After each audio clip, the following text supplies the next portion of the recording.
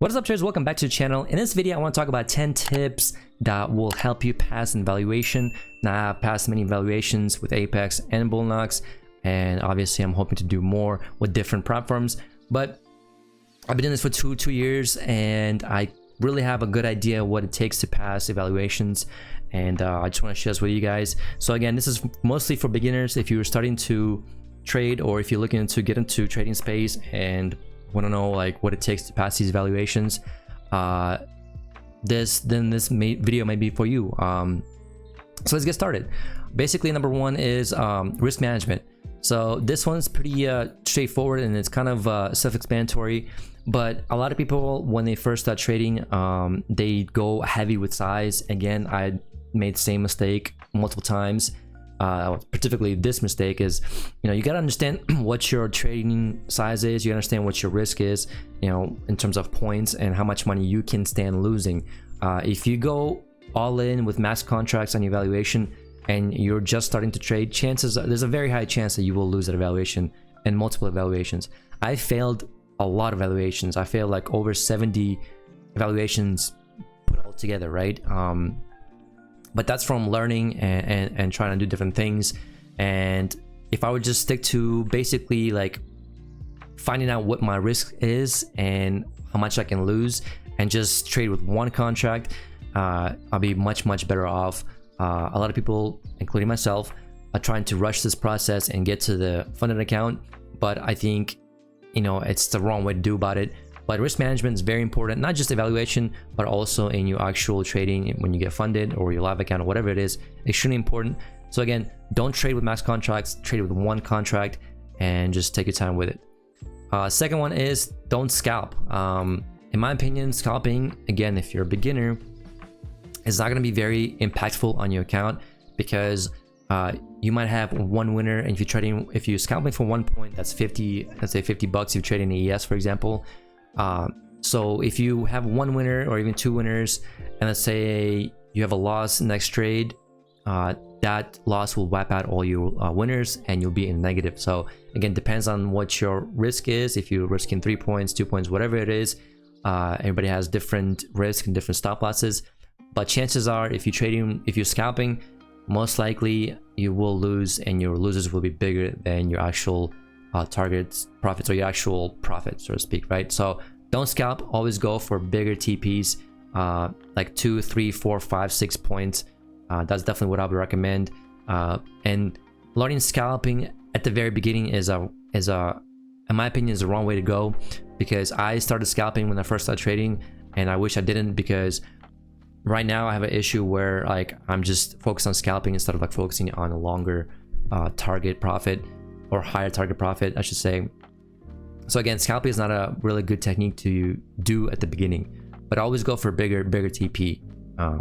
Next one is trade only with A+ setups, or your high probability setups, right? So it's very important that you don't try to rush into every setup that you see.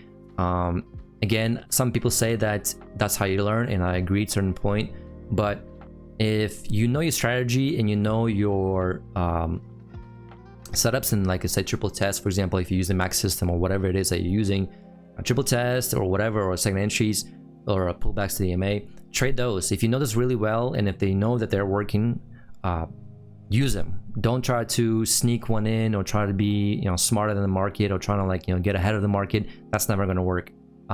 So always use high probability setups. Next one is journaling. Pretty straightforward. You got to journal. That's how you learn. Obviously, when you first start trading, even during your 5th or 6th or 7th year or whatever, you still have to journal, because you're gonna make mistakes. Now, some of the mistakes you're not gonna make, because obviously you're gonna learn through them at the beginning, and you're gonna get rid of them, so to speak, or correct them. But there's still some mistakes you're gonna keep repeating over and over until it's gonna actually like hurt. And when it does hurt, then you're gonna find out, okay, I need to stop doing that. But journaling is very important, and journal your emotions, journal your your feeling, how you're feeling that day, journal your trade recaps, your daily routine, whatever it is. Journal everything, because all of that information will give you an insight of what you're doing right and what you're doing wrong. Next one is don't look at your P&L while you're trading. I made this mistake at the beginning, and once I changed this, so basically I don't have PNL displayed on here, I have it off, and I only have it in points. I don't have it in currency, I have it in points, because I don't like seeing negative numbers when I'm trading. I'd rather see -3 points or nothing on here, because it's a lot easier to trade when you're down 3 points versus when you're down, let's say, $300, right? Because 3 points is 3 points, a small number, right? $300 is $300, is a lot, or even more. So if you're gonna trade, again, I would suggest changes this to either points or just turn it off completely. I suggest turn it off completely and don't have PNL displayed anywhere on your monitor or second monitor or whatever. Just forget about it until you're done with your trading day, right? Next one is one win a day goes a long way, right? And again, it could be, yes, 50 bucks, and you might not think that 50 bucks is a lot of money if you're scalping for 1 point, which again, I don't recommend doing that. But let's say if you are, you know, doing 3 points, that's 150 bucks. 150 bucks a day is actually a good amount of money, and it's actually 750 bucks a week, right, in 5 days.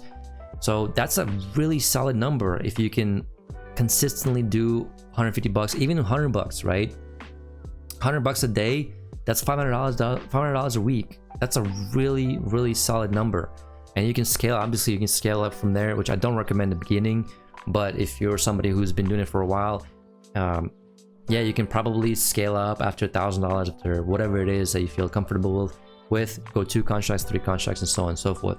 But just if you took a trade and let's say you got 3 or 4 or 5 points, call it a day. Really, it's a solid way. It doesn't matter if it's 1 contract or 10 contracts. That's a solid win. It's a solid result. So why are you pushing it? You know what I mean?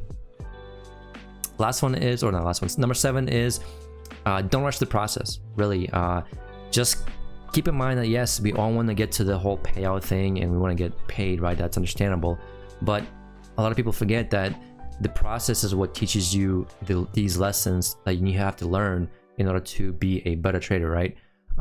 You don't just, you know, jump into, you know, brain surgery or, you know, try to fly a plane or whatever, right? You just can't do that. You need experience, you need time in the charts to understand everything what's happening on the charts or whatever, right?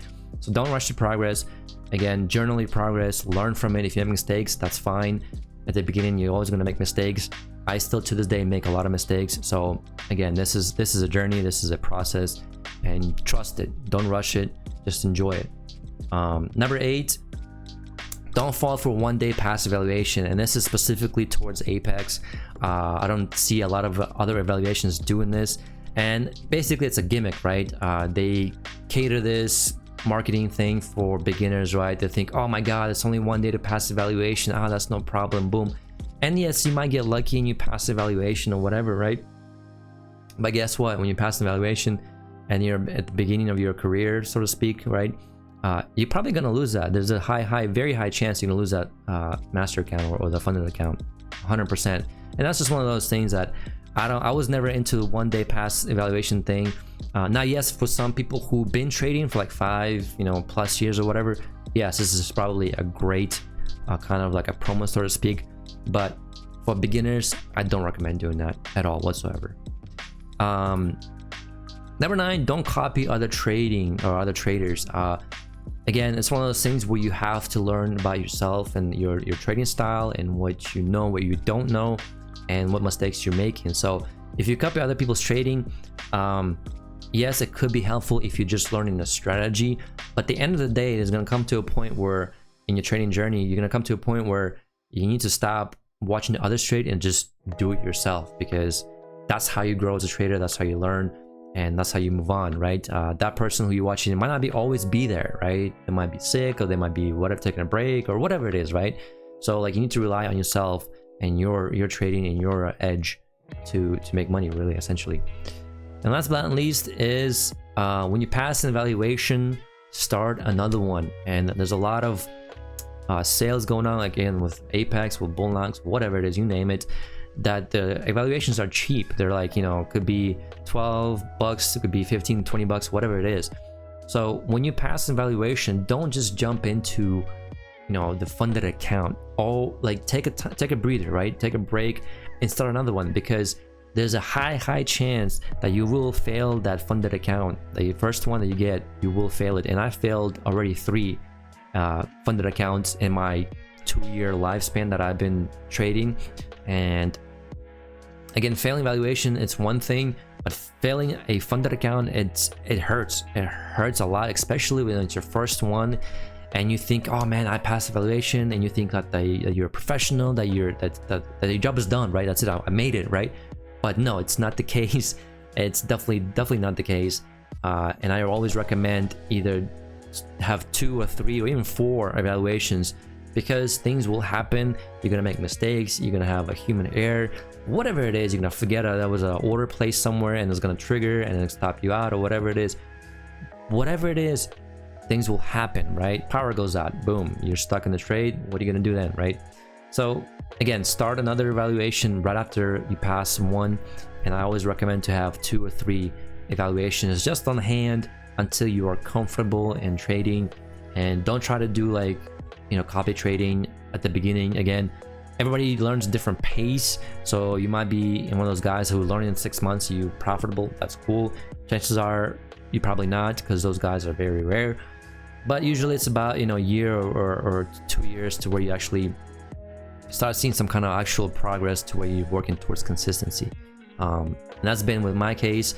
Obviously, I trade max contracts on my evaluations because I am comfortable with it. I don't really care about evaluations in the sense that if I fail them, I do care about my funded accounts, very much so. But evaluation to me is a sim account, and when you get to that point, which eventually you will get to that point where you can just, you know, pass evaluation easily with no problem, no sweat, you don't even think about it. But at the beginning, again, I don't recommend doing max contracts.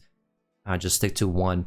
But if you follow these 10 kind of sort of tips or whatever, or rules, if you want to call them, you will see some kind of you know, change in your trading, and you will see that you will slowly but surely will start passing these evaluations. And I know it seems like, you know, I don't know if you do like 25k or, you know, 50k, whatever it is, whatever the target profit is. And I know it seems like a long way away from getting there, but trust me, when you actually do all these things and you journal, you will start to see progress. You will start seeing you know, your P&L going up, and you will start seeing change in yourself in terms of your trading. But anyways, that's it for the video. I hope you guys enjoyed this video. I try to keep this short and sweet and to the point. It's around 12-13 minutes. So if you did like this video, give me a thumbs up, share this with your friends, family, and I catch you guys in the next one. Peace.